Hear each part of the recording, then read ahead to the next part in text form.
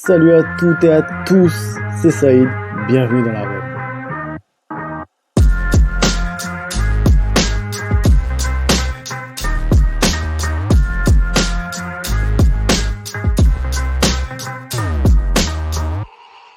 Je suis heureux de vous retrouver pour un nouvel épisode.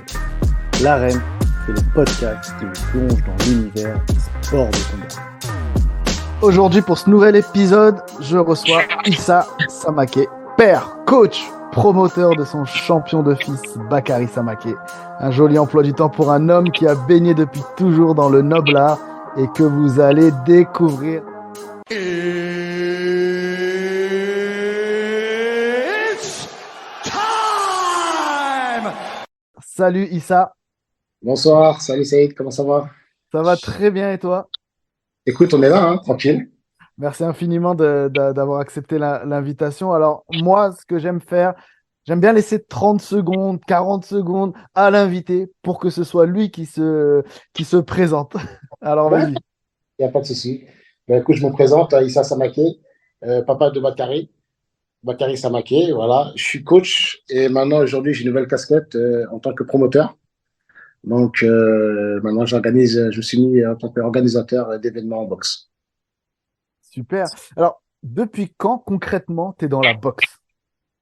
Ah, depuis très petit, hein, depuis très petit, mon père était boxeur, mon oncle à moi aussi était boxeur. Donc, c'est un peu de famille, hein. Donc, voilà, depuis tout petit. T'as, t'as- t'as- J'ai boxé aussi également. Ouais, voilà. Voilà. Et j'ai boxé. J'ai commencé la boxe à 13 ans, un peu plus tard que mon fils Bakary. J'étais champion de France cadet, junior, et après j'ai dû arrêter pour des raisons professionnelles. J'ai dû arrêter, mais après voilà, j'ai eu mon conversion en tant qu'entraîneur. D'accord. Et comment dire, t'étais dans quelle catégorie quand tu combattais? J'ai commencé en Walter, après j'ai fait super Walter. Après de super Walter, j'ai fait mi-lourd. Et Ouais. après j'ai fini en lourd léger. J'ai pas boxé, voilà. J'ai fait que de l'amateur, hein. Je suis pas passé professionnel. Voilà. D'accord. T'as à peu près eu combien de combats dans ta carrière d'amateur? Franchement, à peu près une quarantaine, hein, à peu près. Une D'accord. quarantaine. Voilà, ouais, avec des victoires, c'était mitigé. Voilà, j'étais un bon boxeur. Voilà. Et tu t'entraînais où, justement? À, T'étais- à Noisy-le-Grand, j'ai commencé la boxe à Noisy-le-Grand, à la salle de Joseph Germain. C'était mon premier entraîneur. Là où il y a eu Jean-Marc Mormec, là où il y a Carlos Takam, il y a tous les grands champions. Donc j'ai commencé, je suis de la région, moi je suis de Champs-sur-Marne, donc voilà, Noisy-le-Grand, c'est juste à côté. La salle était à 10 minutes de chez moi et j'ai commencé la boxe là. Qu'est-ce qui t'a donné envie de te lancer dans la boxe? Bah, quand j'étais jeune, j'étais plutôt un bagarreur. Donc, j'aimais un petit peu la bagarre. Donc, voilà. Et tes parents, ils t'ont laissé partir à la boxe, c'est bon Mon père, il était boxeur et il a tout de suite adhéré. Est-ce que toi, tu avais des modèles dans le monde de la boxe, justement? Bien sûr, bien sûr. Marvin Hagler, c'était mon modèle. Ah. J'ai regardé que Marvin Hagler en boucle, en cassette vidéo. Qu'est-ce que tu aimais chez lui? Qu'est-ce qu'il y avait qui te donnait envie de le regarder? J'ai aimé Marvin Hagler. C'était un combattant. Il avait une belle lecture de la boxe. Voilà, sa combativité, sa classe. Franchement, voilà, il avait tout. Il était dur, il était solide. Franchement, j'aimais ce personnage. Est-ce que quand tu te retrouvais sur le ring, tu avais envie de l'essayer de l'imiter? Bah, toujours, hein, vous savez, en tant que boxeur, à chaque fois, on regarde les vidéos, on regarde toujours les champions, ceux qui sont sur nous, on essaie toujours d'imiter. Et après, lui, c'était un gaucher. Donc, moi, j'étais droitier. C'est pas le même style de boxe. Mais voilà, j'essayais d'imiter sa combativité. Enfin, il avait une telle. Il dégage une telle énergie. Il avait un tel charisme quand il montait, être sûr de lui. Hein, voilà. Et j'aimais bien aussi Julian Jackson. Julian Jackson, Mhm. c'est un point moyen aussi qui mettait que les KO. On n'entend pas trop parler de lui, mais il était fou. Il avait un crochet foudroyant et c'était aussi mes petits modèles. Voilà. Est-ce que tu essayais d'en mettre des KO, toi, quand tu étais boxeur, tu essayais d'aller au bout et de dire, voilà, j'ai récité parfaitement ma boxe et ce que je vous devais faire, ou voilà, j'essayais d'aller directement au KO? Non, moi j'étais plutôt styliste, hein. J'avais un bon direct du bras avant, donc je construisais. J'ai pas forcément cette agressivité, mais j'avais une belle boxe bien en ligne avec un bon direct du bras avant et voilà, efficace. Alors aujourd'hui, tu m'as dit que tu es donc devenu coach. Enfin, tu me l'as pas dit, moi je le sais, tu es devenu coach et particulièrement coach de ton fils. Exactement. Coach de mon fils Bakary. Voilà. Et comment tu t'es dit, voilà, je me lance dans le monde du coaching, tout simplement. Non, c'est parce qu'un jour, j'ai ramené Bakary à la salle et je l'ai ramené à la salle parce que voilà, parce qu'il en avait besoin. C'était un enfant un petit peu réservé. Donc, j'ai dit à ma femme, écoute, on va le faire un peu de boxe. Donc, je l'ai ramené à la salle de boxe. Il a tout de suite accroché. Les entraîneurs aussi là-bas ont tout de suite accroché. Ça se voit que c'était fait pour lui. Et je me suis dit, bah, autant que ce soit moi son entraîneur. Et à travers lui, voilà, j'ai décidé, comme je l'ai ramené à Noisy-le-Grand dans mon ancien club, et Joseph, il a toujours voulu que je sois entraîneur à ses côtés et tout ça. Et donc, les choses se sont faites facilement, quoi. Donc, il dit, ouais, écoute, maintenant, je vais prendre l'équipe des petits. Et puis voilà, j'ai commencé comme ça. Et j'ai commencé avec les petits éducatifs. Et voilà, Mhm. en entraînant mon fils en même temps. J'avais une petite équipe de boxeurs. J'avais plein de petits boxeurs, hein. Plein de petits boxeurs de Noisy. Puis voilà. Et puis, voilà. Du coup, tu te consacres essentiellement à Bakary ou en même temps tu en as d'autres? Je me consacre essentiellement à Bakary parce que D'accord. j'ai d'autres boxeurs, mais je suis plus sur Bakary parce que, comment on appelle ça? La boxe, c'est une histoire de moyens, hein. Vraiment, c'est vraiment une histoire de moyens. Et avoir des pros, c'est bien, mais si tu n'as pas les moyens de les faire monter, ça sert à rien. Donc oui, j'ai un ou deux professionnels qui sont avec moi, donc ils sont petits encore, mais je leur donne ce que je peux. Mais après, quand je pourrai plus, je pourrai plus. Si je peux, je peux. Et c'est pour ça que je suis passé promoteur, c'est pour être mon propre patron et pouvoir faire pouvoir promouvoir mes propres boxeurs. Parce que c'est pas évident en France. Mais Mhm. c'est vrai qu'avoir des pros, pour avoir des pros, il faut après monter leur carrière. Il suffit pas d'avoir des pros et voilà. Donc, ça demande énormément de moyens et énormément ça prend énormément d'énergie et voilà. Donc, avoir trop de boxeurs, c'est bien, mais il faut avoir les moyens. Si tu en as trop, après tu t'éparpilles. Et eux veulent tout savoir bah, ce que Bakary est là, ou Mhm. avoir la même, mais tu vois, c'est que c'est compliqué, on peut pas trop en avoir. Tu vois. Parce qu'après, tu t'éparpilles, tu as trop de boxeurs, et après, tu fais du mauvais travail. C'est ça. Voilà. Et justement, là, on a dû déjà te poser la question, mais être coach de son fils, est-ce que c'est compliqué? Bien sûr, on ne va pas dire que c'est pas compliqué. C'était compliqué. Là, maintenant, il commence à prendre la maturité. Maintenant, Bakary commence à prendre la maturité.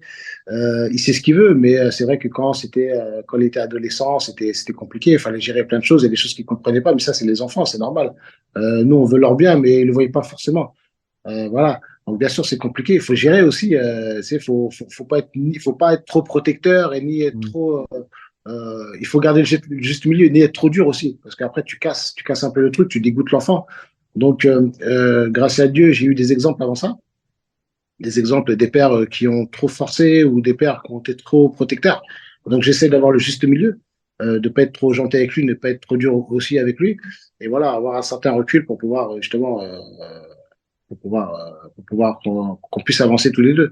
Mais comme je le dis, et je le répète, cette aventure, il n'y a pas de prix pour cette aventure, c'est une aventure humaine et franchement, il n'y a pas de prix. Parce que c'est rare d'avoir justement un coach père qui entraîne son fils. Enfin, j'ai pas, là, comme ça, j'ai même pas de souvenir, enfin, de souvenir, ouais, d'exemple. Ouais, c'est rare. Après, bah maintenant, tu sais, vous savez, ça le fait de plus en plus des parents qui entraînent leurs enfants. C'est soit des anciens champions ou, vous savez, maintenant les enfants, c'est dur de trouver comment on appelle ça, des enfants pour former des enfants parce qu'ils sont trop éparpillés. Les enfants Mm. sont trop éparpillés. Donc après, quand on a les enfants, on les a sous nos bras, quand ils sont chez nous, on peut gérer certaines choses, c'est beaucoup plus facile.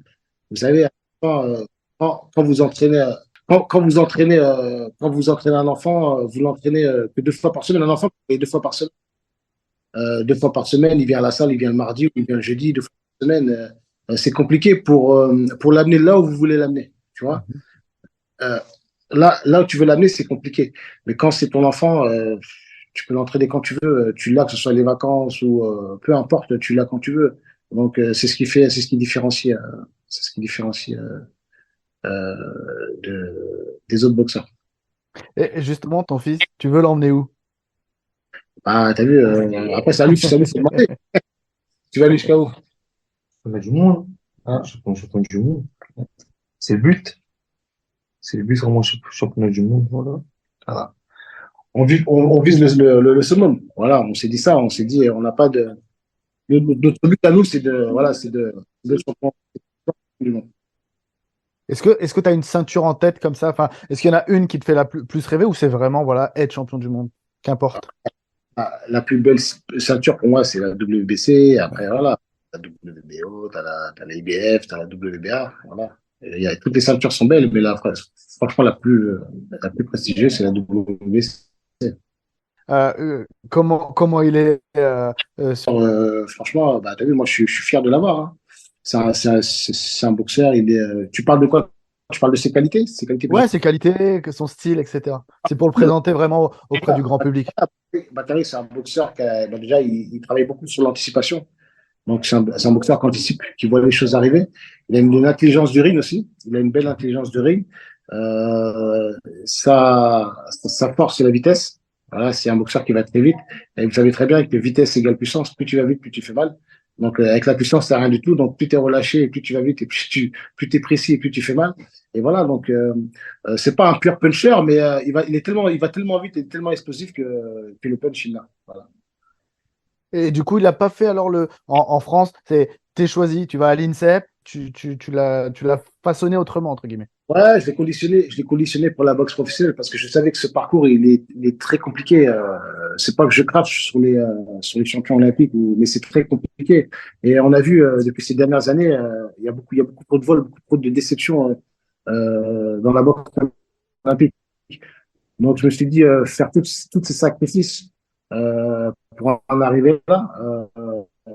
J'ai dit, ça sert à rien. Bakary, de toutes les façons, je l'ai toujours conditionné pour la boxe professionnelle depuis qu'il est petit. Ouais, et du coup, voilà, ouais, donc Voilà. déjà, forcément, la question, la réponse, elle appelle la réponse, mais les JO de Paris, on oublie. Non, on oublie pourquoi? Parce que je savais très bien que ça allait être compliqué. Ça allait être compliqué dans quel sens? Il y a eu le Covid.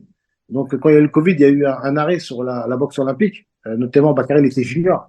Et pour faire les Jeux olympiques, il faut avoir une certaine expérience en boxe olympique. Donc, depuis junior, arrêté, tu fais le championnat du monde, championnat d'Europe. Et avec ce trou-là, je savais que Bakary, voilà, il allait passer senior à 18 ans. Et aujourd'hui, il a 19 ans et ça va être compliqué. Ils n'allaient pas le prendre parce que, soi-disant, il n'aura pas assez d'expérience. Donc, je me suis dit, ça sert à rien de se lancer dans un truc comme ça parce que c'est une perte de temps. Donc, autant passer pro directement. S'il n'y aurait pas le Covid, peut-être on aurait été dans la compétition. Pourquoi pas, mais on aurait peut-être essayé vu qu'il est jeune encore. Il est jeune, donc on aurait pu essayer, mais le Covid il nous a dirigé directement vers la boxe professionnelle. Du coup, là, vous vous entraînez forcément en France, mais est-ce qu'il y a des moments où vous décidez d'aller à l'étranger, d'aller faire des expériences, tenter pour aller découvrir en même temps d'autres modèles, d'autres styles et se Bien sûr. confronter aux autres? Là, on était parti en Angleterre. Il est D'accord. parti à Paris pour Chris Eubank, c'est ça, Eubank, ça. Ouais, Je sais pas c'est qui, c'est le championnat, le champion, le poids moyen, là, anglais, ouais. là. C'est un grand champion. Bah, c'était notre dernière sortie. Ça s'est super bien passé. Il a mis les gants, il a mis les gants avec lui. Ça s'est très, très bien passé. Et puis voilà. Et là, pour cette préparation, non, j'ai préféré rester à Paris parce que pourquoi? Parce que quand je prépare, j'aime bien avoir tout. Ouais, avoir tout. Tu vois. Partir aux États-Unis, c'est bien, mais il faut qu'on ait tout. Il faut qu'on ait les salles de sport, il faut Ouais. qu'on ait les préparateurs physiques. Parce que aller aux États-Unis pour faire des snaps, dire ouais, je suis aux États-Unis, faire croire que tu vas être Dragon Ball Z quand tu reviens. Non, il faut vraiment, si jamais je vais dans un camp d'entraînement, je sais que voilà, on a tous les outils là-bas pour pouvoir la préparation physique, la récupération, les sparring, tous les trucs pour pouvoir travailler, aller voyager.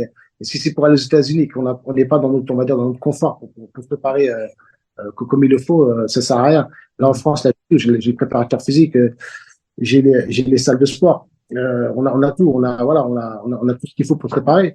Et voilà, donc le jour que je trouverai un vrai camp d'entraînement qui me correspondra, et voilà, on ira, et bien sûr, c'est ce qu'on recherche, mais pour l'instant, là c'est trop précoce, et faire un changement comme ça pour un combat, là, qui fait, ça nous aurait servi à rien. Non, on aurait été aux États-Unis, là, pour se préparer, mais à part les mises de gants, on aurait fait quoi? Voilà, ici, on a toute notre équipe.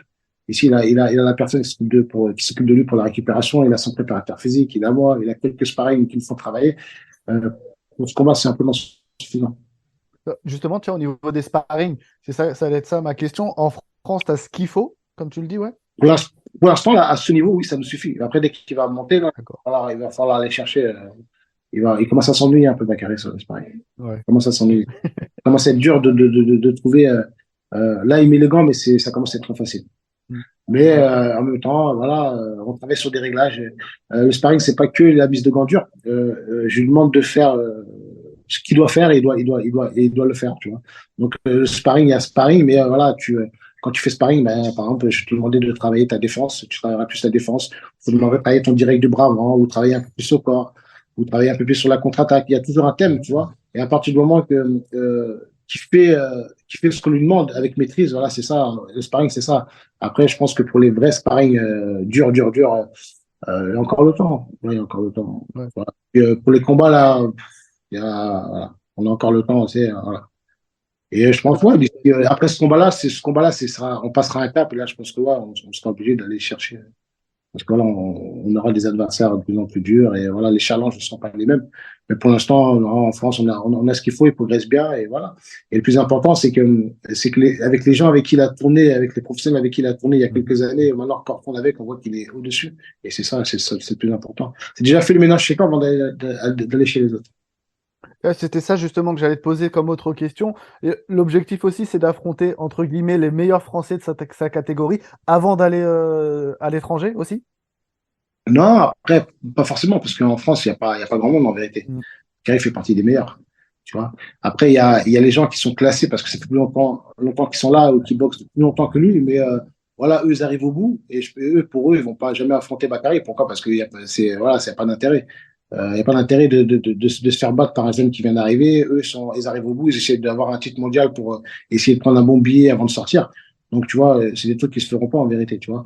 Mm. Quand tu regardes, voilà, les mecs, ils ont 30 ans, 31 ans, 32 ans, ils sont classés 30e mondial, 20e mondial. Jamais ils vont accepter de rencontrer un petit jeune. Pour le moment. Ça peut se faire, mais pas pour le moment. Il y a aucun intérêt, ni pour Bakary, ni pour eux, tu vois. Après, c'est pour ça que c'est dur. Là. C'est la boxe. On aimerait faire des choses, mais il y a des trucs qu'on peut faire, des trucs qu'on peut pas faire. Tu vois, il y a des trucs qu'on peut. Voilà. C'est un peu le problème aussi de la boxe en France. On a l'impression que les meilleurs, en général, les meilleurs boxeurs ne veulent pas s'affronter. Là, par exemple, je prends l'exemple, là, aujourd'hui, j'étais à la conf Takam Yoka. Ouais. Enfin, un combat, entre guillemets, entre deux Français, même si Takam est franco-camerounais, mais enfin, les deux s'affrontent. Mais c'est vrai qu'en France, en général, on a du mal à voir les meilleurs de chaque catégorie Ouais, mais s'affronter. ouais, c'est normal, c'est normal. Les gens veulent voir des vrais combats. Les promoteurs veulent voir des vrais combats, mais il faut mettre les moyens sur la table. Faut mettre l'argent. D'accord, tu veux un Tony Yoka, tu veux un Carlos Takam, mais Takam, il a pris combien? Yoka, il a pris combien? Tu vois, les mecs, ils vont pas se foutre dans la gueule pour 10 000 euros ou 5 000 euros, ou pour qu'on les applaudisse. Pourquoi il y a des vrais combats aux États-Unis? Bah, parce qu'on met les moyens sur la table. Victoire comme défaite, t'es gagnant. Au moins, tu repars avec une bonne prime, tu vois. C'est une question de moyens, en vérité. Tu vois, plus les promoteurs français auront les moyens, et plus ils auront des beaux combats. Tu ne peux pas demander à deux prospects de se déchirer pour la gloire. Tu vois, au bout d'un moment, ils travaillent tellement dur, ils ont tellement ramé qu'arrivé à un moment, voilà, il faut les moyens pour que ces boxeurs-là s'affrontent. Et à partir du moment que les promoteurs auront les moyens, ben, je pense que oui, il y aura des beaux combats à faire. Ça, Justement, c'est juste une histoire de moyens, je pense. t'es promoteur. Comment tu vas Mm. faire, toi, pour organiser? Bah, écoute, l'air de la. Bah, t'as vu, c'est l'argent, moi. Tu vois, Ouais. après, comment je vais faire? Ben, c'est plus j'aurai de partenaires, ben, plus je pourrai organiser. Donc, c'est ça, hein, c'est le nerf de la guerre, c'est l'argent, tu vois. Donc, aujourd'hui, j'organise grâce à des partenaires. Et justement, ce gars-là, ben, je ferai mes preuves, je leur ferai montrer que je serai organisé. Après, on ira chercher des partenaires plus gros. Et voilà, c'est comme ça. C'est qu'en France, il y a des partenaires. Mais voilà, il faut leur donner envie, qui s'intéressent aussi à la boxe. Justement, en faisant des beaux plateaux, parce que Bakary, là, ce qu'il va faire, c'est un beau combat. C'est pas un Géorgien quand on est parti ramener, c'est un mec, c'est un Argentin, là, c'est 40e mondial. Il vient pour gagner. C'est un prospect lui aussi. Donc, c'est un combat équilibré. Et voilà. Et tant qu'on va ramener ça en France, ben, c'est des combats comme ça. Le voir, c'est les gens, voilà, c'est des combats attractifs. C'est là où tu sais que voilà, il y a deux personnes qui viennent pour gagner. Et voilà. Donc, c'est en ramenant des combats comme ça, c'est en invitant les partenaires et c'est en voyant qu'on peut organiser des combats comme ça qu'ils investiront sur notre projet. Est-ce que le monde, j'allais dire le monde des affaires, n'importe quoi, mais les partenaires potentiels sont réceptifs à la boxe maintenant?